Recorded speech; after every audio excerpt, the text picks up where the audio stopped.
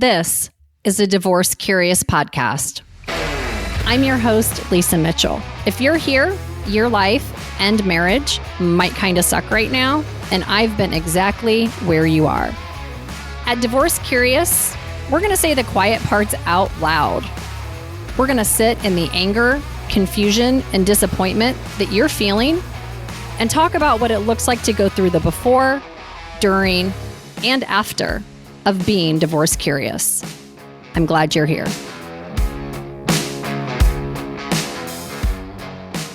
So this is an interview that I was not expecting to do, but when my daughter asked me if she could be a guest on the podcast, I mean, how do I say no to that? I'll tell you, I was like a little surprised, that she was interested in doing an episode, and maybe like a little afraid, to be honest, because, I'm pretty confident in my ability to execute in most things, like professionally. Like I can usually figure it out and it's okay. But as a mom, I've always been a little bit afraid that I'm doing things wrong or screwing things up or single-handedly gonna be landing my kid in therapy, which, no shame in therapy. We're fans here. We're fans here. But here we are. So I want to give just a little bit of backstory for you listening so you can kind of understand the road that we've been on. So my daughter is now, as of the time that we're recording this, she's 19 years old, and her dad and I separated shortly after her third birthday. So long story short, I am the one that left. We moved out. My daughter and I moved out shortly before Christmas, 16 years ago. Right? Isn't that crazy to think about? 16 years ago. Wow. And basically, it resulted in a really abrupt change of everything that I knew as a wife and a mother, and everything that she knew as a child, coming from both parents living in the same household to multiple moves. Like, I don't even know. I don't know if we have an exact number on how many moves you've made in your lifetime, but we had several pretty abruptly there, like 3 and then 4 pretty quickly. Yeah. And so it has been everything from abrupt changes in living situations to now we're doing the handoff of shame in the McDonald's parking lot at the truck stop halfway between where we're living, packing bags, just everything that means the world to her, going back and forth, going long stretches of time without seeing one of her parents after having both of us in the same house every day. So anyways, the point of why we're doing this, I think, correct me if I'm wrong, is to give a little bit of perspective as you now being a grown adult, but having lived pretty much your entire childhood as a child of divorce. Yes. Fun fact, I have no memories of prior to when you and my dad split, like of you guys being together, ever. Like every time I think back to living in the yellow house on the corner, I remember the bird bath falling on my face, and that's it.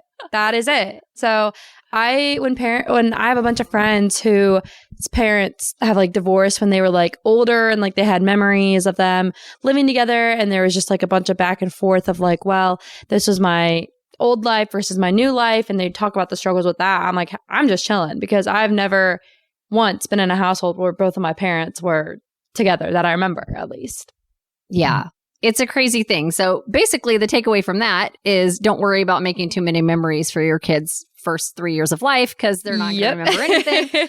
And secondly, that if you are in a position like Divorce Curious is really all about the before, during, and after of the divorce process. So if you are thinking divorce is probably the right path for me, but we should just stick it out for the kids, I think by the end of this episode, you're going to have maybe some new perspective on that, or just some alternative things to kind of consider of why maybe sticking it out for the kids for the long haul is maybe not the best decision, and what that experience can feel like growing up really in a divorced household pretty much your entire life. So that's kind of where we're headed today. Kirsten, why don't you tell the folks listening here just a little bit about you? I am 19. I'm currently a first-year student at the University of Cincinnati. Shout out my Bearcats. And I'm studying nursing over there. And really this past year, like right now, we're second day into 2025. I've just done a ton of reflection on just my entire life. Like I was a senior in high school. I graduated. I've joined a university that's out of state and I'm in a sorority and my life has just completely changed. And that's a lot of self-reflection. But yeah, I feel like me personally, I'm the very outgoing type. I have definitely a large personality and I love to talk. I love to yap anyone's ears off. I'm very much like a giving person and like just like a service-led person. So I did play volleyball for like 7 years growing up. So that was kind of my little shtick. But yeah, I always tried to live an active lifestyle. And I just like to do things like go out, go get brunch, go shopping. Like I just love to hang out with my friends and family and just be around good community of people. So. See, if you're listening to this and you're afraid that if you get divorced, your kid is going to crash and burn forever, I mean, she's amazing. She's my favorite human, my very favorite thing in the whole world. And so just, again, exhibit A of you can have a thriving, well-adjusted member of society, even coming from a quote unquote broken home, right? Which I hate that term because I think there's far more homes with both parents in it married that are way more destructive than happily divorced parents. But that's a conversation for a talking point for further in our conversation. So why did you want to come on the podcast, Kirsten? Because I was a little surprised when you hit me up with that. I think one of the main reasons that I wanted to come on and just kind of like speak my perspective of things is because when people who are deciding if a divorce is the right option, when there's kids involved and they've been together with that person for a million years and built this life together, that it would just be a refreshing take to hear the child's perspective on divorce and kind of, I mean, I've been, living 16 years of that divorced child life. So I think I got it pretty down to a good balance of knowing what is reality and what's realistic versus like, oh, my parents should have stayed together versus them not staying together and what those lives would have looked like. So I don't know. I just think if someone is a mom or a dad and they want to come on here and just kind of listen to like, oh, like, what should be the move and what's going to benefit my kids the most, I think hearing a child's perspective is kind of going to be like, okay, like it's not the end of the world. It's, it's just a small bump in the road that will sort itself out. Okay. That's the main reason. I love it. No, I think it's so important because like you said, like people kind of have this idea that divorce is like the most harmful or catastrophic or negative thing you can do to kids. And I just think it's interesting to hear your perspective. And we'll talk a little bit later about what you think it would have been like, of as an adult. Oh, my. As your parents, as adults, what do you think the difference would have been based on what you lived and what it would have felt like to be in a house with us together? So when you were little and you said you don't have a lot of memory of us being together, but what's kind of like when you think about it now, what are kind of your first memories or maybe the feelings that you had of like when it was like, oh, you are living in separate houses. We are kind of going back and forth. You are now spending time without me for whether it was a weekend or whatever. Like that's the first time you've ever really been away from me or spending a much longer stretch away from your dad. What do you remember about that and kind of figuring that out? Well, I would say just because I was so young, and like I said prior, I didn't have many memories of us being together. I thought that was just normal. So I am an only child, so I didn't have any like siblings who were older than me who had those memories of what you two being together were like and living in one household together. So I think for me and not having any other like influence on that, it was just normal. I was like, oh yeah, like I see my dad every other weekend, or I'm not spending this weekend at my mom's. I thought that was normal. I genuinely didn't know any different. And I mean, yeah, obviously like I miss my parents when I wasn't with them, but it wasn't like, oh, something feels off, something's not right. Like none of the kids at school, I mean, heck, I was in kindergarten. Like we weren't talking about the demographics of our household at that time. We were playing house, okay? So I think no one knew any differently, and it wasn't like a shameful thing of like, oh, I'm at my dad's or I'm at my mom's this weekend. It was literally just, that was my normal. It was just life. Yeah, it was just life. And I was just existing and kind of going along with what my parents thought was best for them. I didn't have any effect on me really. My biggest trouble at that time was trying to fit all my Legos in my backpack to go take it to one person's house to the other. So it was normal. It was just growing up. So when did it hit your radar? Like, when do you think you really started to understand if my family is different than other people's family, or my parents, everybody else's parents live together, or a lot of people's parents live in the same house and they stay at the same house all the time and I don't? Do you have any like memory or recollection of when you were kind of like, oh, like this isn't maybe like everybody else? I don't think there was like one defining moment that was kind of like, oh, my family's different than others. I will say probably one of the most notable times where I noticed it was when I would start having sleepovers at other people's houses.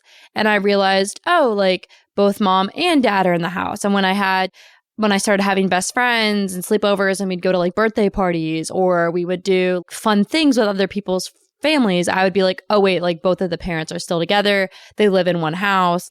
And I think one of the biggest things for me growing up was I'd be like, oh, I can't, I'm at my dad's this weekend. Or I can't, I'm at my mom's this weekend. When people didn't have that excuse or they didn't like have that coming up all the time for them or using that as a reason why they couldn't do something, then that's when I started kind of realizing that like, okay, maybe this isn't everybody's situation. Maybe I'm kind of the odd one out here. And honestly, I wouldn't say that started happening until like elementary school. Like up until I was about like, I don't even know, like first grade is when I had my first sleepover. But like when I started going to other people's houses, I think I was in like third or fourth grade. So I was like 9, 10, like honestly. Up until that point, I just thought that that was like how everybody else's households were.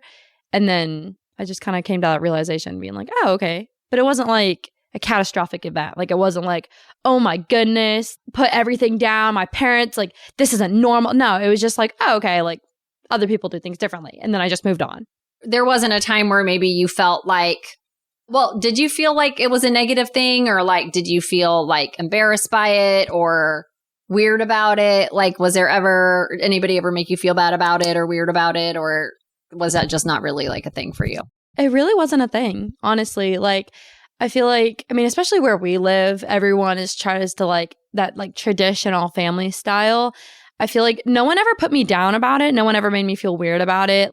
I didn't really like share it a ton, but I'd just be like, oh, I'm going to my mom's this weekend. And they're like, wait, what? Like, why do you have 2 separate houses? So I think it was me trying to like explain that to them, being like, oh, like my parents aren't together.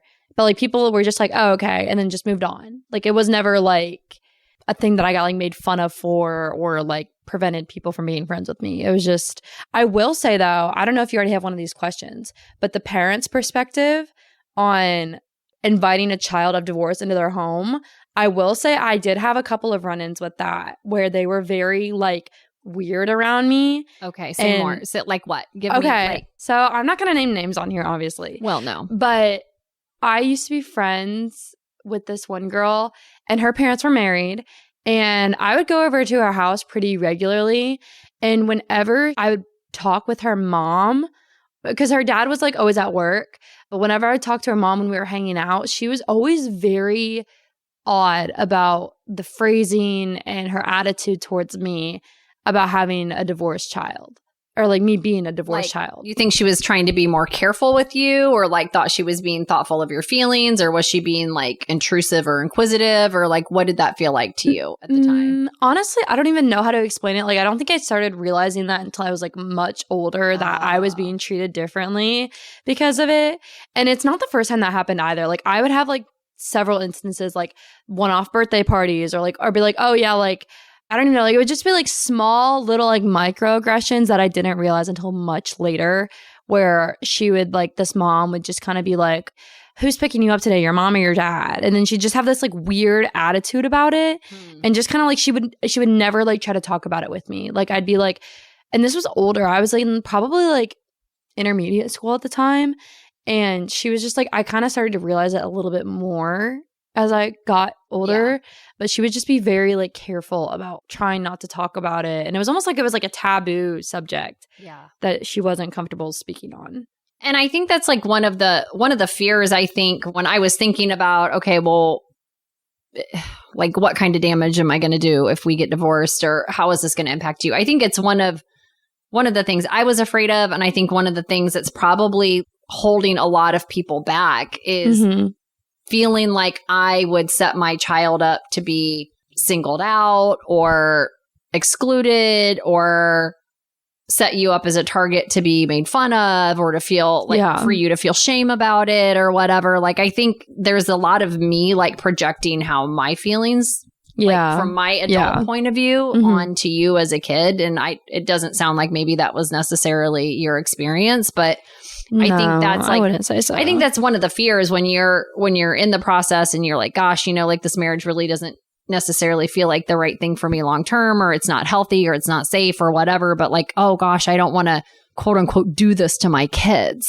Yeah. Right. And I think there's the do this as in changing your life and creating uncertainty and disrupting your routine. But then I think the other part of the like do this to your kid thought is like negatively impact you socially or at school or how your friends perceive you or whatever. And again, I think it's part of it's a generational difference. Like I didn't have a ton of friends or people around me that had divorced parents, and my parents weren't divorced. So it's like, oh gosh, if your parents were divorced or got divorced, it was kind of like a big deal, right? Yeah. But it sounds like maybe I worried about that a little too much. Maybe. So surprising that I would be worried about it too much. Honestly, I give my spiel on the whole microaggression thing, and like, just because I just started realizing that like within the past couple of months, as I was like, because I brought up the idea of wanting to come on the podcast with you and talk about my experience, and then I started thinking about like my experience growing up as a kid, and then I just started realizing it.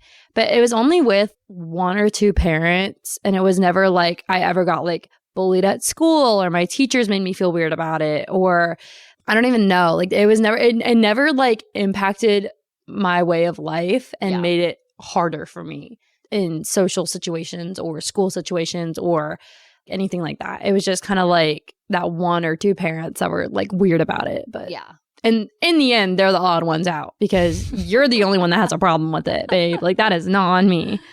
Right. So, right. Well, and I think too, like, I know that like not every divorce results in kind of the level of, I guess, presence of both parents. Like, I think in your situation, it wasn't as obvious because like we both pretty much showed up at everything. Yeah. Like from a co-parenting perspective, an involvement perspective, like anything that required two parents for you, for the most part, like once you got kind of first grade and beyond, when we were living back in the same city again, both parents showed up as much as we could. And that's a whole nother episode of like... Yeah, that's not going to fit into one episode, I fear. Co-parenting dynamics will be a future episode here at Divorce Curious, because that's a bigger conversation. But I just think from a perception standpoint, maybe other people, because they saw that your mom and dad were there for things, or we were there together and cordial or getting along or having teamwork together for your benefit, people were like, oh, like it's cool. Right? Yeah. Like it wasn't a high conflict, at least a visibly high conflict situation. And we didn't make other people feel weird when we were in the same place at the same time. Yeah. And we both showed up for you. Which kudos to y'all for doing that, because that would have been a lot more interesting and damaging than one might have thought of previously to separating. So I mean, you have an interesting take on living the experience at the age that you were, and then understanding now, like you've always been super emotionally intelligent, and you've always been very introspective, and you've always been able to like read between the lines and pick up nuance on things, which really is frustrating and also awesome. But sometimes it would be a lot cooler if you were oblivious, or a lot easier for me if you were oblivious, but there's not. So I'm curious to know, we'll stick on the co-parenting topic here for a second. So is there anything that you, in retrospect, as you're reflecting on like your experience as having divorced parents, that maybe you thought was one way and now you know is different, or like you appreciate differently now, or you wish was different now, kind of knowing what you know now versus what you lived then? Like, I definitely think showing up was a big thing. Like if that dynamic would have shifted more and there was like more of one parent and less of the other, or just like complete cutoff of one parent, that I feel like would have been a lot more difficult to deal with and like understand as a child. But at my age now, where I'm looking back and realizing like if y'all would have like stayed together, like no divorce, nothing, no separation, that would have been so much more damaging and traumatizing to me as a child than if y'all had separated. Because tell me about that. Yes. So say more. Yes. So I'm legally in the United States. I'm an adult. And I think as I got older and I've learned to view people as adults, and specifically, I mean, family members like mom, dad, grandparents, aunts, uncles, cousins, like I view them as adults and their own human being. Like I don't view them as, oh, you're just my mom or you're just my grandma and you have no flaws. I now view it as like, we're all human beings. We all have flaws. We all have personalities and different mindsets on things. And so I think as I got to know both you and my dad as adults and people, individual people, I realized like, oh my goodness, thank God that y'all separated, because the interactions that I have between you versus my dad versus like imagining like you two in the same household, like there would have been like just so much wrong with that dynamic and so many more years of therapy that would have needed to have been had, because I realized how like y'all talk about each other versus like in one way versus the other, like talking about one parent. And I'm just like, oh my goodness, y'all. Like it would have been so much worse and just a lot more toxic household energy if you guys would have stayed together versus separated. And I'm very glad that you guys did separate. I couldn't thank y'all enough for that, because knowing how the two of you are now and like who you are as individuals versus like married, like husband and wife, traditional household. And it would have been so much harder if you guys had stayed together and had more kids. Like if I had siblings and then you tried to get separated, I feel like that would have been 10 times harder. Because then there's more children involved and you have older children who do remember you guys being together, and those memories might not have always been that pleasant. And so I just think dynamic wise, it would have been so much harder if you guys had stayed versus you being like, peace out. And I think I agree. Right? Like I feel like the right decisions were made and that there were the right reasons and intentions behind those decisions. Mm-hmm. And I agree with you. It would have gotten worse. Longevity would not have done us any favors. No. I don't feel like. And I think there was a time where I think we've both always been really careful, especially when you were little, about like we were both very much on board of not saying terrible things about each other or bashing each other. I think frustration, like just the frustration of co-parenting and managing things is going to come out. Like you can't hide all of that. You can't censor it all. Right. But there wasn't any like major smear campaigns or anybody like your dad's a terrible person. You know, like I think we kind of agreed up front that we would try to manage those conversations and feelings between the two of us and not put you in play. That, right. And we had plenty of really difficult and not great conversations, but we tried to do that without involving you. I think there does come a point when we both kind of decided like, and a lot of it was because of you, because of how emotionally mature you were and how you're clued in, you're smart, you pay attention, you ask questions, you see what you see. Like there comes a part, I think, where we both were, I mean, we kind of quit managing the narrative. Yeah, I was going to, speak a little bit on that. But and I think we just kind of let you start realizing the good, the bad, and the ugly that you directly observed and experienced between the two of us.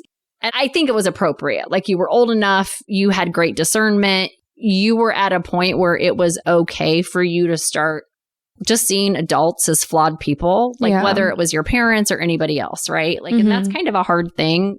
I remember, you know, when I started realizing that my parents were flawed people with full emotions in their own lives that weren't just centered around my experience. And I kind of wish I didn't sometimes and still do. But like, I think there just comes a point where you just have to let people start managing their own relationship directly without, I don't want to say taking the bullets, right? But there was a level of protection, I think, that we both did for your benefit and with good intentions. And at some point, you got to just throttle back on that a little bit and let you start deciding what type of relationship you're going to have with somebody. So I would love to hear about your experience or when you noticed that. Yeah, honestly, I want to say I was Geez, probably like 14 or 15 when I like truly started seeing my parents as parents. And like you said, like I feel like I've always been emotionally mature or at least emotionally clued in on more adult topics.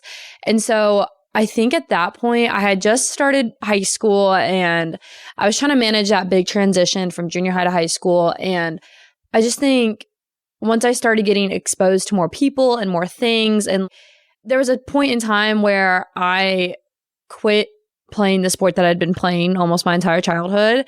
And I think that's when I truly got to see the difference in my parents as like individual people. And what I mean by that is volleyball in that sport specifically brought both of my parents together. They would always show up to all the tournaments that they could and like coordinated on logistics of, okay, who's taking her where are we spending the night, blah, blah, blah, blah, blah, right?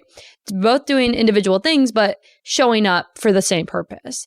And I think when I quit volleyball as my choice, as I'm like, this is not serving me this anymore. It's very toxic. Like I had a bunch of coaches ruin it for me. I think that's when I really saw how my parents were going to show up for me on an individual basis versus something that they had been forced to show up for the past 7 years. And once my parents stopped kind of being in that same space of like, we don't have to do this anymore. Like, we don't have to show up and be cordial to each other anymore. And like, there's really no external thing that's keeping us in that same forced space other than raising our child individually. I think that's when the barrier went down of like, we're going to protect each other's image to our child. And there was also just some like major kind of events that happened in high school that brought those individual characteristics out from both of my parents. And I got to see who they really were for the first time. And I'm like, okay, like I am not judging you anymore based on the point where of like, oh, you're my mom, you're my dad. I view you perfectly. No, like that was the point where I'm like, you guys are two individual human beings who have whole lives and personalities and flaws and opinions on how you view certain topics and whatnot. And I think I was comparing that to what I had kind of formed on my own at that point of like what I believe is right and wrong and how to view certain situations. And so I think that is when I really saw how different you were than what that image growing up was. Like, oh, my mom, my dad are perfect. Like they get along great and blah, blah, blah. No, they really don't get along. Like, let's be so for real. Like, if we're being honest on here, they don't get along. Looking back, I really appreciated the amount of effort and how hard it must have been for them to get along in those spaces for me. They weren't doing it to do it. Like they both showed up and they were both being nice to each other and not making it awkward for their parents or for me because they wanted to. And even though they could have both been absent, they could have not gotten along, they could have made it really, really difficult on me to show up and play the sport and be difficult for them to be supportive in something that I was passionate about, but they didn't. They chose to show up independently and work together, even though it might have been awkward or difficult or not the best timing for them, and made those sacrifices for me. And so that just made me more grateful and appreciative looking back on my entire childhood. They could have made it a lot worse than it was. They honestly could have. Yeah, we could have. Like it could have been it could have been a lot more difficult and just not budging and like just very, very hard on me when they didn't do that for me. Like they showed up and made it a lot easier. So yeah, I feel like we had a good run. Mm-hmm. I mean, we made it through most of your high school without any major tension or without any major conflict or bad vibes, to keep it simple. But it did get a little bit harder as you got a little bit older and more independent and dug in deeper on your beliefs and advocated for yourself more. And, you know, there was a difference in approach there. And there was a little bit more friction and tension and conflict, and you weren't as protected from that as you had been previously. But I feel like as a mom, you needed to have that experience of sooner rather than later seeing who we were, like flaws and all, and having the data points you needed to be like, okay, I'm going to start forming the relationship I want to have with these people going forward as adults. And I need those data points to know. No, I agree. Like, okay? You look like you're okay. No, I'm good. I'm just listening. I'm listening. All right. You look like you were getting a little feely about something? No, I'm good. I am. I'm just checking in. I'm straight chilling. I'm just checking on you, babe. Appreciate it. Appreciate it from the opposite ends of the couch. Yeah, but I did not give her these questions before we no, got she started. didn't. So I am really curious to know, one of the situations that you had as a child of divorce is you rather quickly gained basically a new family. Yes. Really, straight out the gate. Really quickly. Yes. You went from low-key with your mom and dad individually to like your mom still individually, but your dad plus 3. Yes. So give us the short version of that and how that played with you, how that impacted you. Any recommendations you have for anybody else going forward with that? Yes. So timeline-wise, parents got separated at 3, and I met my stepmom for the first time when I was 4. So I'm going to leave that there. But she wasn't your stepmom yet. She wasn't my stepmom yet. No, she was just a girlfriend. But when I met her, I think it was like a few weeks after that they decided that they were going to move in together. So I met her, and then the like second or third time seeing her, we moved in. So from my recollection, I remember her. I remember meeting her one day. I met her. And then my 2 older stepsisters, one of them is 10 years older than me and the other is 12 years older than me. I met them all the same day. And then it literally felt like 2 weeks later, there were boxes at my dad's house and we were moving into their place on the south side of Indy. So I don't know. Like, I feel like to me, it was very quick, but they didn't get engaged and married until I was about like 9. Yeah, they got married when I was 9, I'm pretty sure.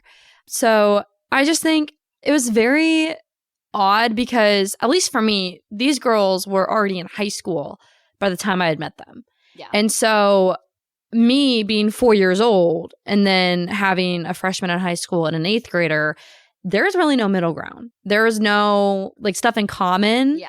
Like there's nothing to like, you know, they're not going to want to play dolls with me. They are in high school. Like Right. they're not going to want to go to the kiddie land park at Kings Island. They're not going to want to like just do random arts and crafts with me because they already have their lives, basically. Like they Right. were already old enough and mature enough to know that their experience on their parents getting divorced was a lot separate than mine because they had an entire 14, 15 years of them living prior to when their parents got separated. Yeah. So at that point, that's all they'd ever known. And for me, I didn't know nothing. I was just walking around clueless of how other people's lives were going on. So I think even though we did move in with them, I was still an only child.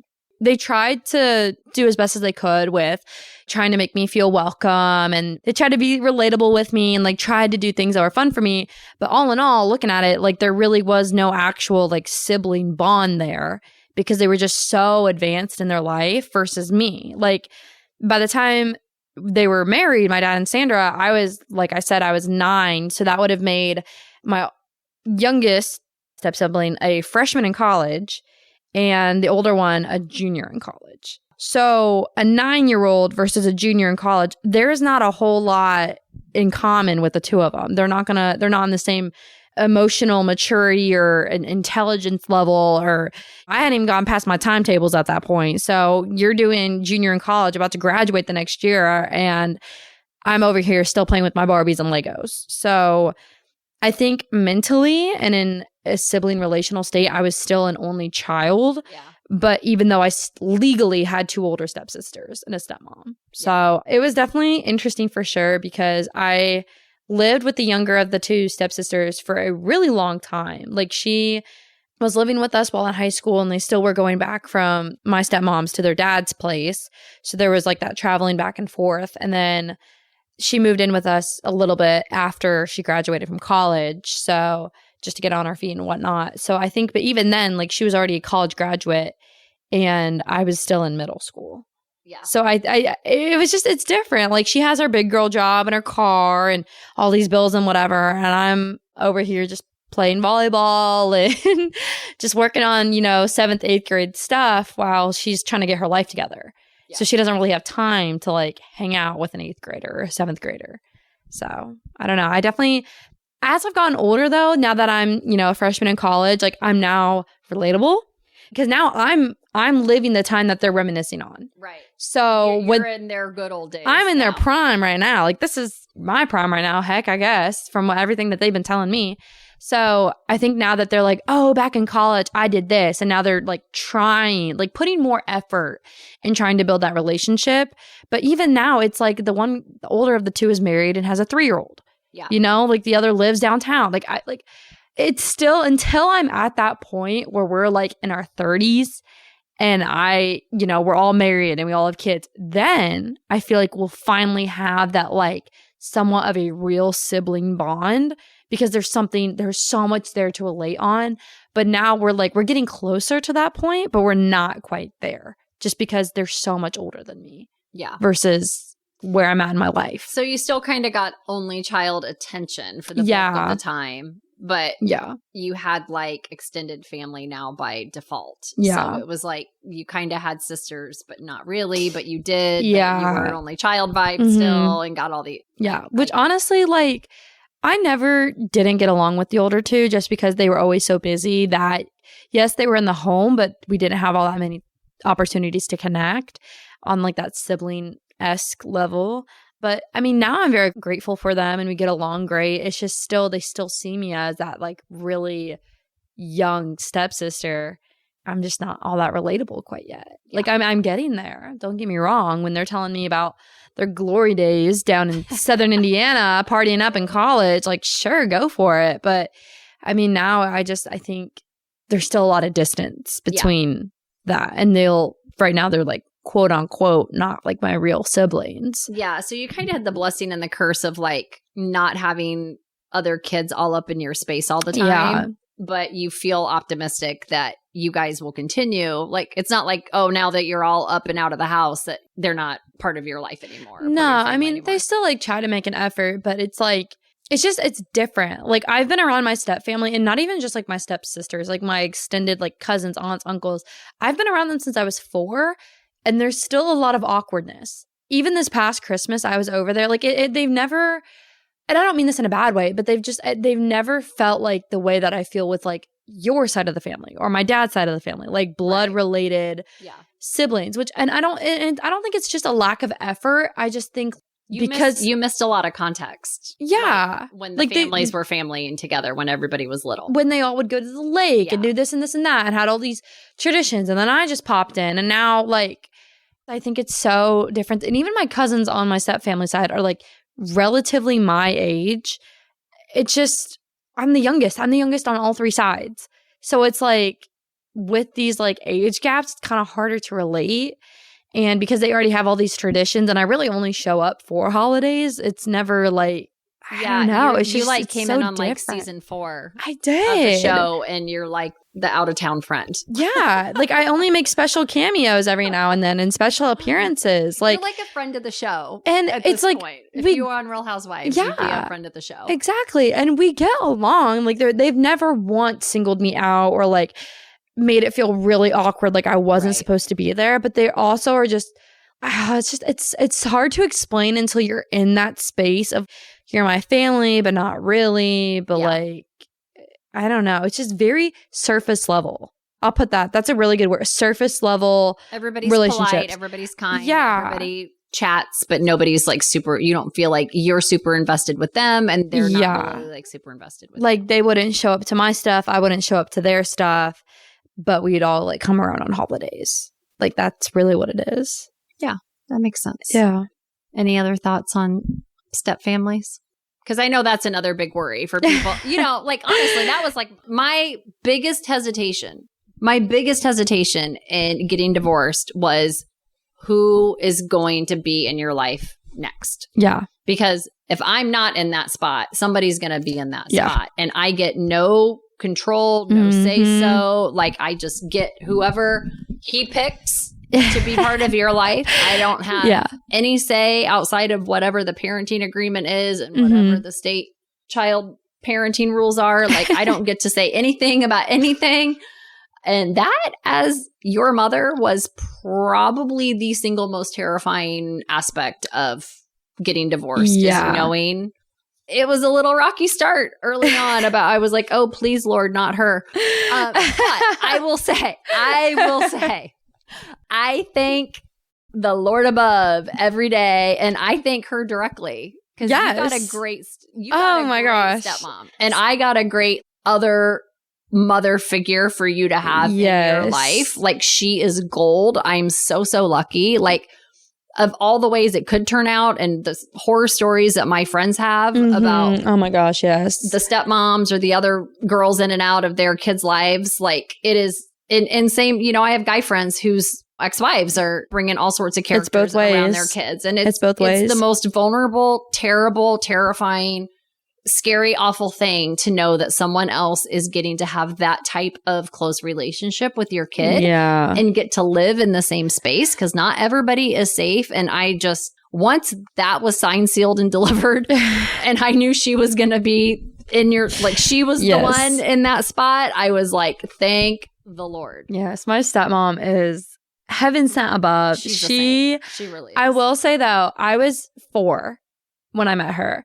And at that point, I'd kind of gained some consciousness of what's going on. Like, my parents aren't together. Like, this is, a woman coming in trying to take on. 4-year-olds, we're not the most level set minded people.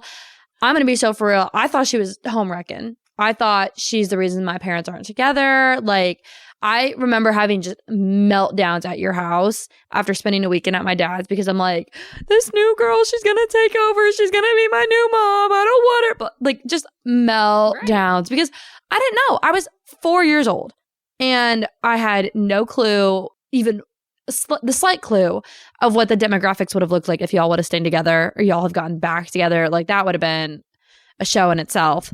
But I was so emotional, and I was just in Chicago for New Year's with my dad and stepmom, and we were even talking about it, how they didn't think that she was going to break me. Like, they thought like I was just going to hate her forever and ever and ever and ever.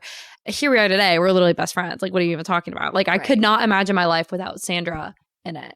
Yeah. Like, I love Sandra. She's just amazing. And even if, like, God forbid, my parents do separate, like, she would still be my stepmother. Yeah, like, maybe legally, no, but like, she's literally my blood sister. Come on now. Like, don't play with me.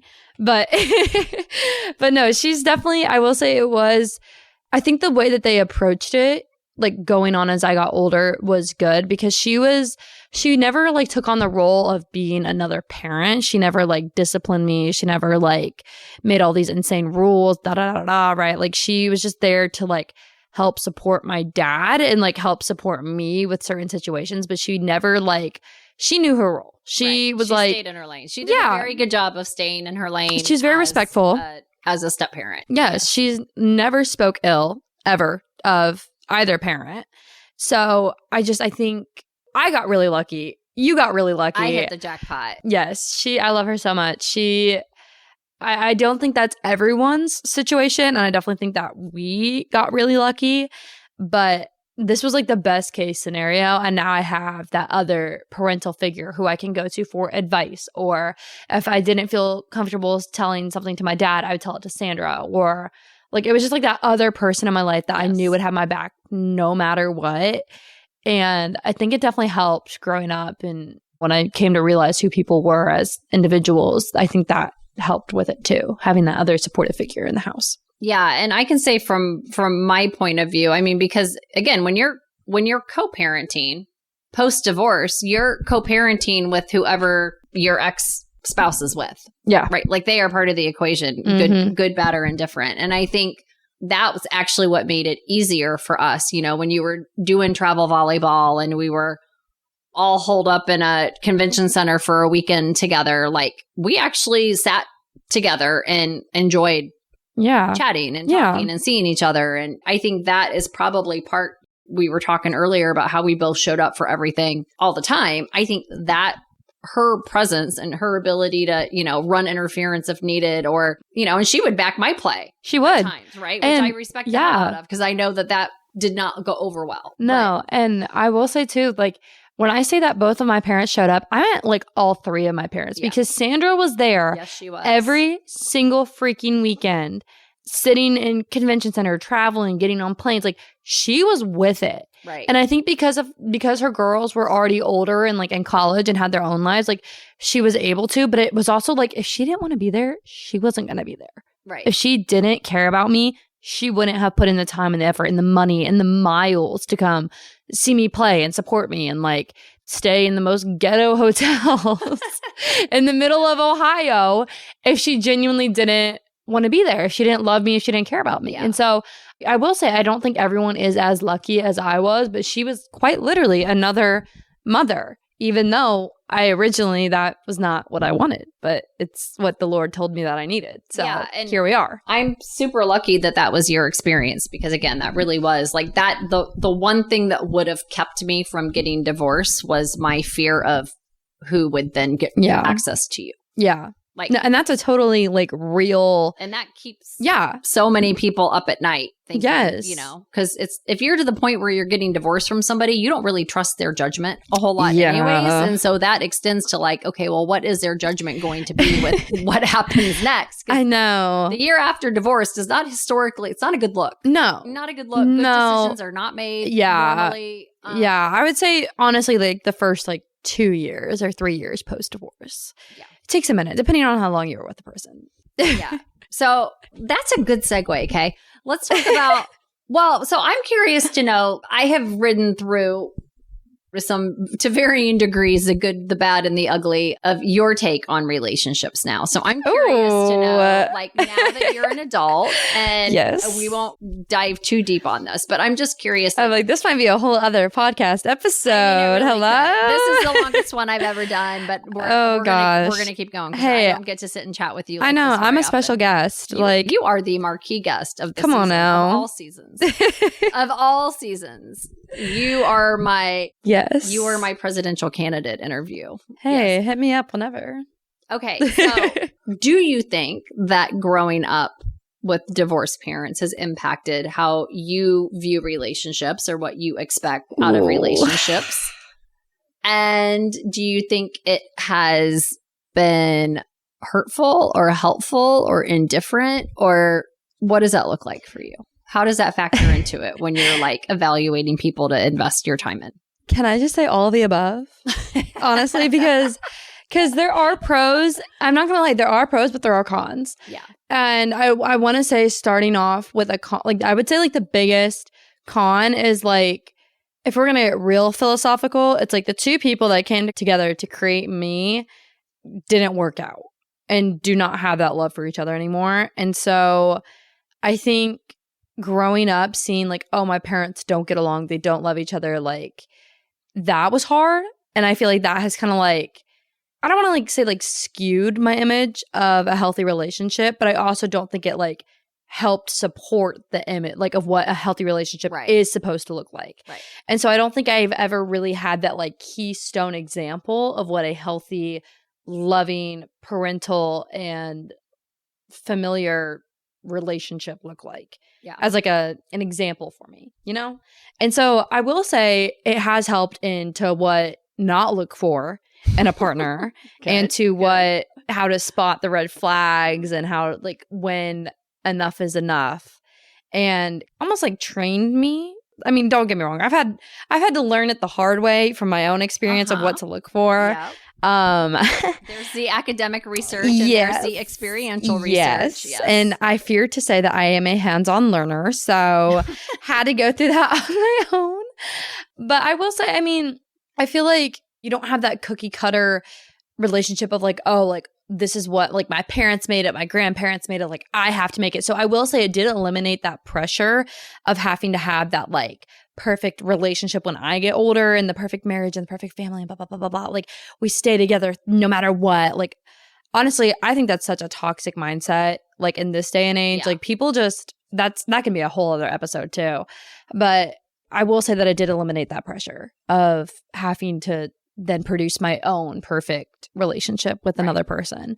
But also, I don't know. I also knew that I'm a very independent person. And so when it was time for me to start dating, I knew that I was going to have to learn things the hard way. And I was going to have my own life experiences to kind of see what worked and what didn't for me and what my standards were in the first place. And also like what my red flags are, or not like what my red flags are, but like more so like how to identify other people's red flags and how to notice when something isn't healthy in a relationship versus when something is healthy, and like what's, good amount of obsessed versus like being dependent on a person. Yes. So I will say it didn't give me that blueprint of what a relationship was supposed to look like, but it also like I knew that I was going to have to learn that for myself. Right. So I mean, when it came to my dating, it really didn't have an influence, I would say. Interesting. And still like doesn't. I don't know. No, that's like it's hard. I never really it's a good question. It's hard to explain. Yeah. I'm just like, I've never really asked you that before. No. I had some assumptions of like things that might make you more or less likely to be excited about, but I hadn't really ever asked you. Yeah, like there's like a basic level of like standards of which someone needs to provide for a healthy relationship. But then there's also like different love languages. Like not everyone is the same in how they perceive a healthy relationship. And like what may be like, oh, this person is checking off all my boxes. Another person could be like, wow, that's only checking off like 2. Right. So I think it's different for each individual. Boundaries and well, yeah, and that too. Boundaries yeah. and like what you consider cheating is another thing too.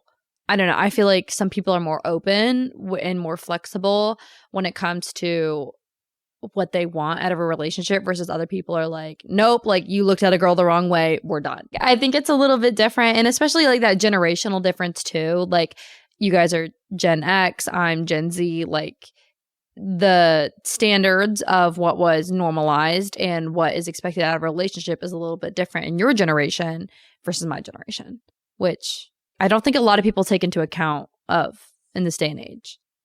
Yeah. To be honest, but interesting. That's my take on that. Okay, so what do you think we could have done differently or better or not done maybe that would have been really helpful for you growing up with divorced parents? Do you feel like we got anything really right? Do you feel like we got anything really wrong? Honestly, I'm going to say that. And you're not going to hurt my feelings. No, I'm not. I'm just, this question I feel like has to be based on the individual. Like there was nothing that you two did as co-parents that like had a really large influence on my life. And what I mean by that is like there wasn't like one monumental screw up, or there wasn't like, I feel like what you guys did very well was when I was younger, like communicate and I feel like be more open to things and like just show up for me. Yeah. As co-parents, I feel like you guys did a really good well on that, but like faults or like things that you could have done better is based on the individual. Like I don't feel like there was anything co-parenting wise where you guys didn't deliver. I think it would just be like, it was like your individual relationship with us each at that point. Yes, correct. Got it. So I don't know how much detail you want me to go into on that, but that's like more of like a personal thing. Yeah. I think really what I wanted, the reason I was asking that is as somebody's listening to this and they're thinking, okay, well, like if I do this, what should I really make sure? Oh, I think I have one. Okay. I have an example. I would say as I got older, flexibility. Yeah. And what I mean by that, and like, I feel like both you and my dad were not like guilty of this, but also like you guys both like had moments where you guys just weren't super flexible on like what the child needs most. Like if your child is saying, hey, like I would really appreciate it if we could just, I'm really busy if my schedule's going on, especially if the kid's working or in sports, like you got to be more flexible because not only are they like trying to either do their passion or like make money, but they're also a full-time student. Right. And that's hard as it is balancing. And let me tell you, as a child of divorce, like when you are going 1 week at a time, or we used to do like every other day growing up, and that was terrible. That was terrible. But I would say like when there is a set schedule and that child is asking for flexibility, you got to give the green flag on that. Yeah. Because they are managing, first off, being a teenager is hard because you're learning so much about yourself and you've got high school and all the high school drama that follows with it. But it's also like you're full-time student, you're 8 a.m. to 3 p.m. every single day, Monday through Friday. And if you're wanting to go to, higher education colleges, they're looking for extracurriculars. They're making sure you're working, like you're a well-rounded student. So maintaining those academics, making sure you're socialized, whether that be sports or clubs or music or art or whatever you may be involved with in high school. And on top of that, no one wants to be broke, So everyone and their mama I knew in high school, my friends at least, all had jobs. Like we're all working and involved in clubs and trying to fit personal time and socializing time with your friends and your family on top of that. And then having to worry about packing your bag every single week and just uprooting and lifting your entire life and moving it to the other house. That's a lot. It's a lot of pressure on a student, and it's different dynamics based off a place. I mean, I feel like our relationship has always been really strong and tight and like very open versus my dad's. It's a lot more like we don't really have that traditional father-daughter bond. So it'd be like, oh, I'm completely comfortable at my mom's house. Like the things that I'm allowed to say or do or whatever is completely different than at my dad's. Yeah. So it was like the double life. You made the comment to me. I actually put it in the outline when I was thinking, because it's always just been something that stuck with me, is like you made the comment, because with me, you're like silly and goofy and you'll like stop and twerk just walking across the kitchen, or like, you know, like whatever. We vocal stuff. Yes. Together, right? Well, yes. ADHD girlies. Yes. We just do. And we just exist. Yes. Right. And you made the comment to me once that like the version of you that I know is completely different than the version of you that your dad knows. Yes. And I will stand to that statement every single day. And that was like such, I think I knew it, but like to hear you just say it so like nonchalantly of like you just like code switch at house, basically like parental code switch of like, this is the Kirsten that lives at your dad's house and this is the Kirsten that lives at your mom's house. Yeah. And like, hey, it makes me really, really sad. And I'm sorry that you've had to like maintain two different identities based on the environment at each house. I understand why you do it, but it makes me sad because I love the version of you that I know. Yeah. And it makes me sad that he doesn't know that version. Yeah. And he didn't for a really long time. Right. And I feel like now you have more freedom and your now I just don't care. Right. That's the real thing. Like I'm like, as I'm getting into my adulthood, I'm like, I've become so secure and confident as who I am as a person and what I stand on and what my morals are that like, I don't care. I don't care. At this point, I'm an adult and like, yeah, I'm a dependent adult. Let's just put it that way. I've got independent things, but I'm also very dependent on certain things. So appreciate a good parental assist. Yes, time. Which who wouldn't? Which I love to do, but most of the time. But I'm gonna use that independent part of the dependent adult as much as I possibly can. Yeah. And true. I think there were some events that happened in high school where I stood my ground and was so like, this isn't changing, like this is who I am as a person, that my dad kind of realized and was like, oh crap, I raised a resilient one because now it's coming to bite you back in the butt. So I will say that with having divorced parents and having to constantly switch back and forth over to one house to another, you're around different people, you have two different rooms if you're lucky enough, you know. And I think like the way you speak, act, talk, walk, the things you're allowed to do in the house, it's all different depending on the house you live in. Because, I mean, you just kind of know you have to adapt to a certain version of yourself to keep peace and make your time at each place. Because some arguments just aren't worth starting. So you might as well just kind of like exist under the radar for the week and then hope to get an escape at the other parent's house. Which I will say is a good perk. It's like if you're getting fed up with a parent by the end of the week, you're like, finally, it's time to go to my mom's house, or finally, it's time to go to my dad's house and I can escape this, you know? Like, I will say, like, that was kind of nice, especially, like, if there was some tension on either side of the house or either house. But, yeah. And speaking of perks, once your family gets remarried, you get, like, 8 Christmases and 8 Thanksgivings. And like the amount of loot that I've simply acquired over the past years is insane. Like last year, because who I was around, friends, partners, whatever, I had like 11 Christmases.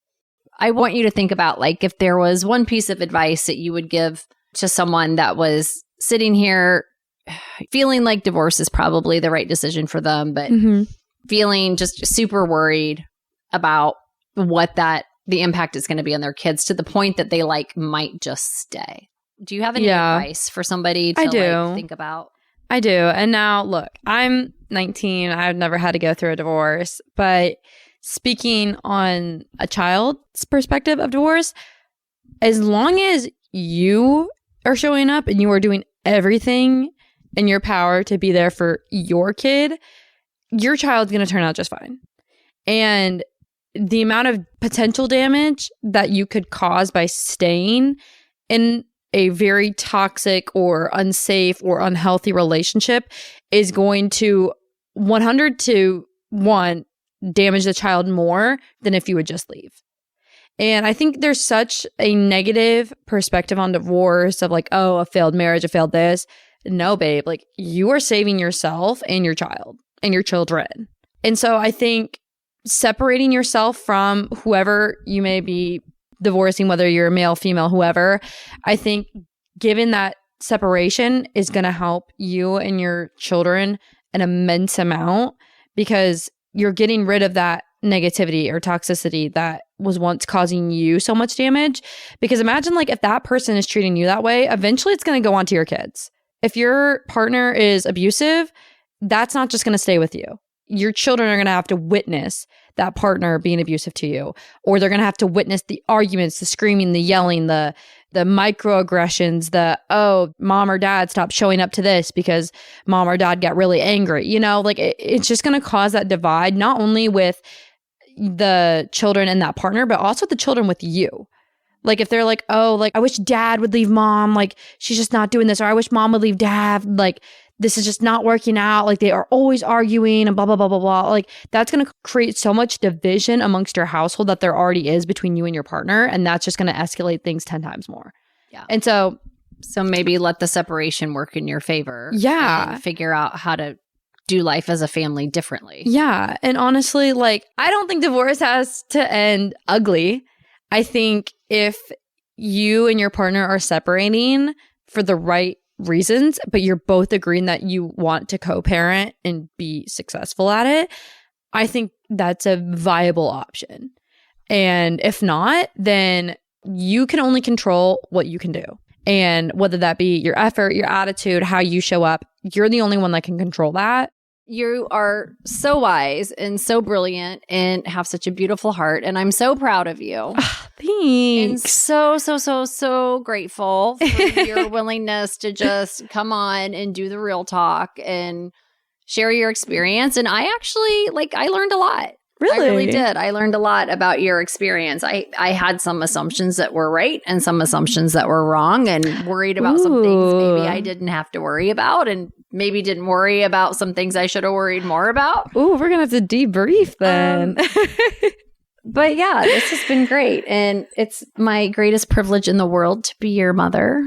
And so I love you so much. I love you too. Thank you for coming on and sharing. I think you sharing your experience now from, age 3 through 19 now and showing the evolution of your thought process and all of that is just so super wise and so helpful. And I think for somebody who's sitting here listening and just stuck out of the fear of what divorce would do to their kids or going to the worst case scenario, I think maybe you've given a good case study of it's not perfect, but it's not terrible. No.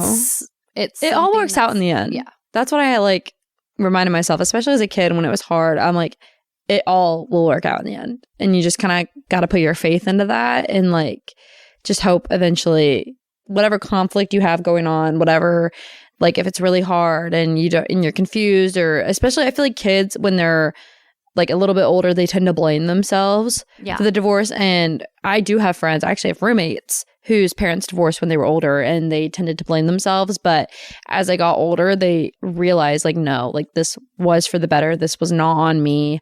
I mean, I think eventually once we all get older and mature, we all realize it was for the better. And this is how it should have been all along. I love that. Yeah. Okay. We've given you a lot to think about today. If you are listening to this and you are trying to decide or maybe struggling with guilt or fear or the unknown, please take time to think about this and reflect on this and hopefully take it as a sign of encouragement of your kids are going to be okay.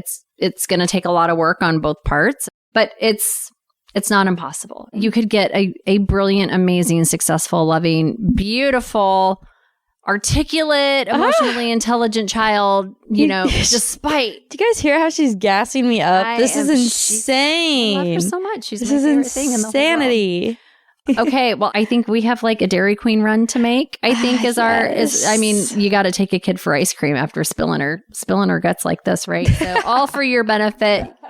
All for your benefit, Divorce Curious friends, because I love you and I want you to have as many perspectives, point of views, and stories and resources as you can to make the next best decision for you.